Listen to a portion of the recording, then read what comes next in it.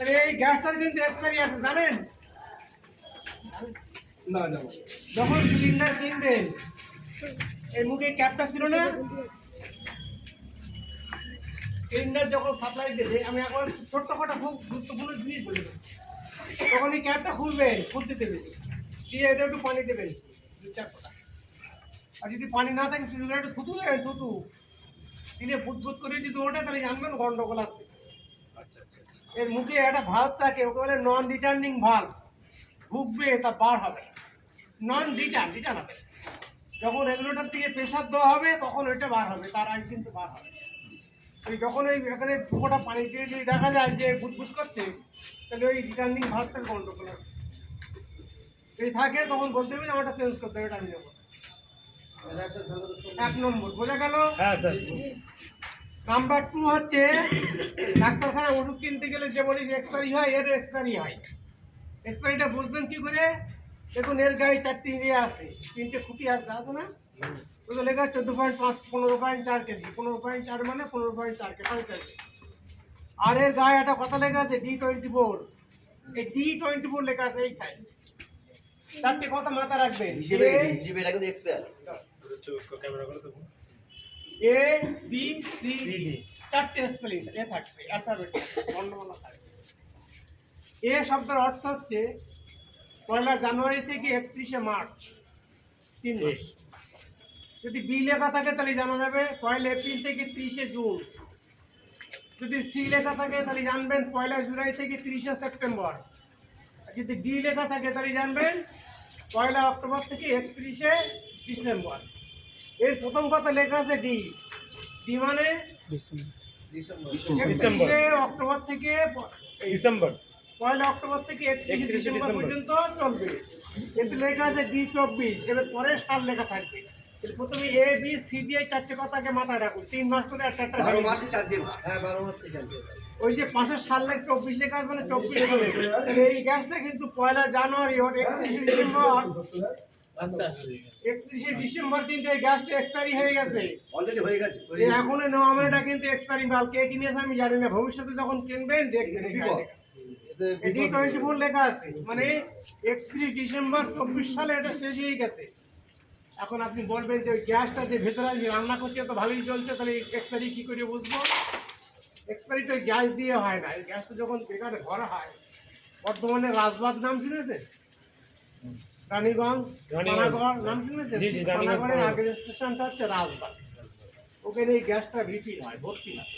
এরা এই লরি করে নিয়ে যায় তারপরে ওখানে চেন টু চেন লাফাতে লাফাতে চলে যায় ওখানে ভর্তি হওয়া লাফাতে লাফাতে উঠে এসে লরি ভর্তি হয় হাতের কোনো ব্যাপার নেই ম্যানের কোনো ব্যাপার নেই সব অটোমেশন তো ওরা যখন যায় তখন এটা ভরে যায় গ্যাসটা কিন্তু আপনার ভালো কিন্তু এর যে কলকাপটা রিটার্নিং ভাল্ব ইত্যাদি নাট বোল্টগুলো ওর একটা ভ্যালিডিটি থাকে এতদিন পর্যন্ত ওটা ভালো থাকবে তারপর টিউবটা লুজ হয়ে যাবে গেলে হবে কি গ্যাস বার হবে তো এটা এক্সপায়ারি হওয়ার অর্থ কিন্তু ওর ওই যে কলকাপটাতে তৈরি করা হয়েছে ওটা এক্সপায়ারি ঠিক আছে কারণ এখন আমরা দেখেছি 30% গ্যাস ফায়ারটা হয় সে গ্যাস ফায়ার হয় রান্না করতে যে কেয়ারলেস থাকে এই যে এরা খুলে নিয়ে গেছে নলটা কানেক্টিভ টিউবটা ওই টিউবটা ফেটে যায় অনেকদিন হয়ে গেলে পাল্টাতে 1-2 বছর হয়ে গেলে ওই সার্ভিস এটা পাল্টাতে 100 টাকার মতো দাম খুব বেশি না ওটা ভালো জিনিস কিনতে হয় ওটা সাধারণত আপনারা ওই কিনবেন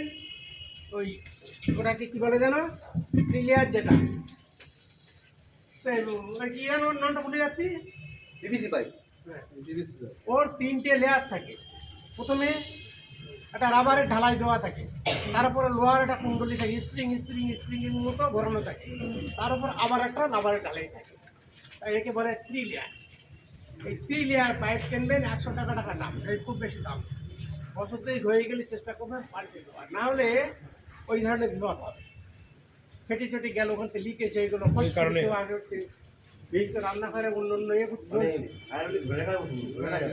তখন কোনো অবস্থায় আপনি আর বাঁচাতে পারবেন না সেই জন্যই ওটাকে চেঞ্জ করে 3 লেয়ার পাইপ হ্যাঁ ওই 3টে সুরক্ষা পাইপ বলে ওরা আলাদা বাংলা সুরক্ষা পাইপ গেলে ও 3 লেয়ার পাইপ 3টে লেয়ার এই যেরকম ফিরে তো 3 লেয়ার থাকে প্রথমে রাবারের ঢালাই তারপর লোহার কুণ্ডলি পেঁয়াজ তারপর আবার একটা পেঁয়াজ ঠিক আছে তাহলে কি বললাম দুটো জিনিস, এক নম্বর আছে এটাকে ফুল ইলেকট্রিক বলেছি যে ওটা পারমিতি, হ্যাঁ ভালো আছে। দু নম্বর বলেছি ডেট দেখবেন, ABCD, এটা কিন্তু এক্সপায়ারি ডেট দেখবেন। এই কিন্তু গ্যাস এক্সপ্যান্ড হ্যাঁ গেছে। এবারে আপনি যে টিউবটার কথা বললাম, টিউবটা লিকেজ ফিকেজ আছে কিনা সেটা একটু বয়স হয়ে গেলেই বলে দেয়। ঠিক আছে, থ্যাংক ইউ স্যার।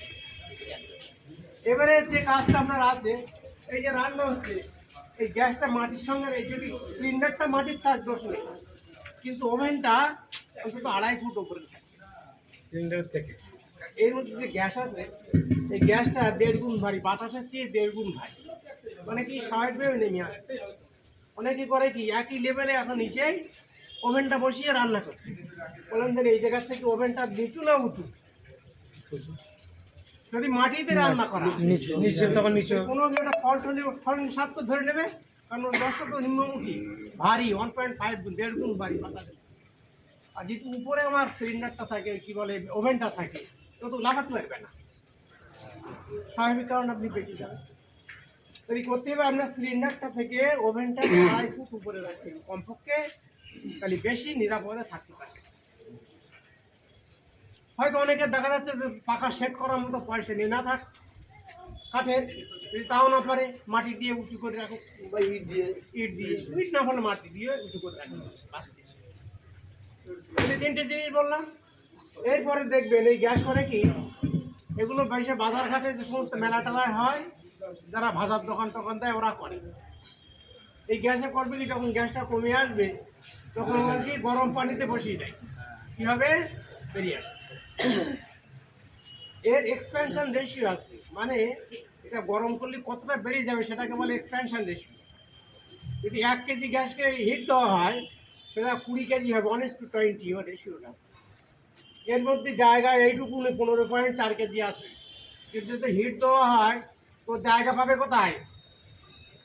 20 গুণ তো বাড়বে, তো জায়গা ওর মধ্যে পাবে, তখন কি হবে? ফাস্ট হবে। এমনি আগুন অনেক জ্বালিয়ে জায়গায় ফেলতে রান্না বান্না করার সময় দেখবেন অনেক অনুষ্ঠান বাড়িতে হ্যাঁ, ওই মানে গরম জল ঢেলে এর দেয়। মধ্যে দিয়ে জল দেয়, অনেকে তখন করে গরম দেয়, জানে না বিপদে অনেকে আবার শেষ করে নেই। কি কাজ করতে হ্যাঁ, অনেকে ফেলে নাড়া দেয় দেয়। যে যা তো সব বেরিয়ে আসবে। আরে বাবা এভাবে বেরিয়ে হয় না, ওর একটা সার্টেন প্রেশার আছে, একটা চাপ আছে, ওই রেগুলার দিয়ে যখন প্রেশার দেওয়া হয় তখন ও পাবে। এবার শেষে 200-250 গ্রাম সবার থাকে, সবার থাকে, আপনারও থাকবে আমারও থাকবে, 200-250 গ্রাম তলানি থাকে, ওটা পুড়িয়ে নেওয়া যায় না। যদি বলেন যে ওটাও আমি খাবো, তো আমি আপনার সঙ্গে পারবো না। জল মতো হচ্ছে। কিছু কিছু জিনিস ছেড়ে দিতে হয়। বাজারে বেগুন এখন 80 টাকা কেজি, তা আপনি যদি বলেন যে বেগুনের বটাটাও খাবো, খাবেন? বেগুন পর্যন্ত খাবেন, বটাটা পান, এও তাই ধরে নিতে হবে 200 গ্রাম আমারও গিয়েছিল, ভাইরও যাবে, আর একজনও যাবে, ছেড়ে দিতে হবে। ওটা আগুনও দেওয়ার দরকার নেই, গরম পানি তো দেবেন না, কখনো গরম পানিতে দেবেন না। ঠিক আছে? এটা কিন্তু যারা যারা করে খুবই ভুল করে।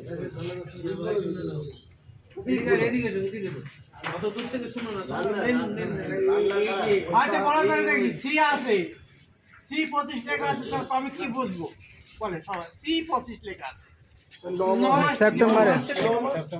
সেপ্টেম্বরের এই তো বুঝেছি। আমাদের এবার যে গ্যাস আসবে গ্যাসের এক্সপায়ারি ABC আপনারা জানতেন? না এইটা সবই জানেন আপনারা, ঢালাই করতে হবে। আমি কটা জিনিস বললাম মূলত। 1 নম্বর গ্যাসটা নেওয়ার সময় দেখবেন, 2 নম্বর আপনি দেখবেন যে ডেটটা দেখবেন, 3 নম্বর আপনার গ্যাসটার এক্সপ্যানশন রেশিও সম্পর্কে চিন্তা